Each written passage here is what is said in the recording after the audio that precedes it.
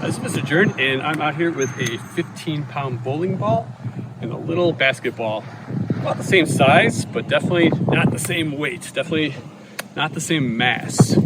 And what I want to do is I want to talk about inertia. You've probably heard the word inertia before. It's the tendency of an object that's in motion to stay in motion, and the tendency of an object that's at rest to stay at rest. And I want to show you how inertia is all about an object's mass. So as you probably know, if I put these two balls here, one of them is a little bit harder to get moving. In fact, the basketball, the wind can blow it because it's got hardly any inertia compared to this bowling ball. It's at rest. So they both want to stay at rest, but because the bowling ball has so much more mass, the wind barely affects it at all. It just stays there no matter what. But even now, it's probably hard to see, but the basketball is blowing in the wind a little bit because not as much inertia. It doesn't have as much ability to stay what it's doing. And I'm going to show you, once they get moving, it's the same thing. So I'm going to roll these both down the ramp.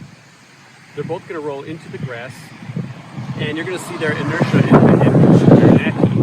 And once they get moving, they're going to want to keep moving, and the one with the more mass is going to have more inertia. All right, ready? 3, 2, 1.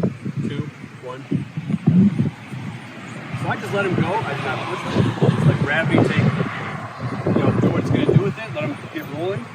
And the ball with more mass had more inertia, and so it went so much further than the basketball. Getting back, an object in motion tends to stay in motion. There's a second part to it. The definition.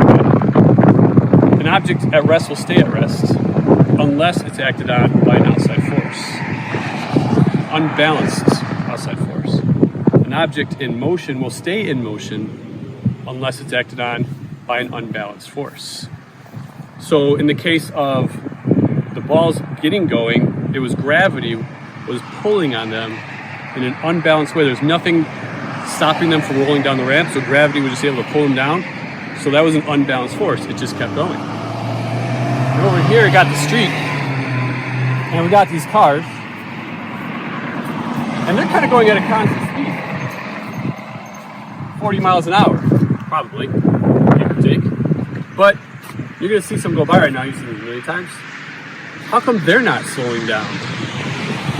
They got inertia, right? So why are they going at a constant speed? Well, it's because, there's friction acting on them, but that is being balanced out, or it's being canceled out by the force of the engines pushing on them. So you got friction slowing them down, but then you've got the engine pushing them forward to keep them going. And so they're able to keep moving at that constant speed. So,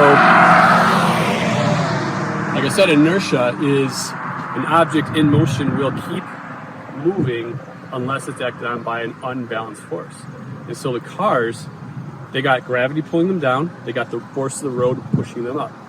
They've got friction slowing them down, but they've got the force of the engine pushing them forward. Now that truck is slowing down to a stop because of the street right here. How did it have to slow down to a stop? Well, there was an unbalanced force. The engine was no longer pushing it forward, so friction just of the road on the tires and friction of the wheels with the brakes and the calipers and all that was acting as an unbalanced force, pushing the truck backward to slow it down, and there was nothing pushing it forward, so you had your unbalanced force. All these other cars going by, they're not interested in stopping, so they keep their foot on the gas, balanced force pushing forward, balanced force pushing backward. So in physics, we're going to be looking at all these forces, and we're going to be drawing arrows and diagrams to represent all these things, and we're going to hopefully get a better understanding of inertia.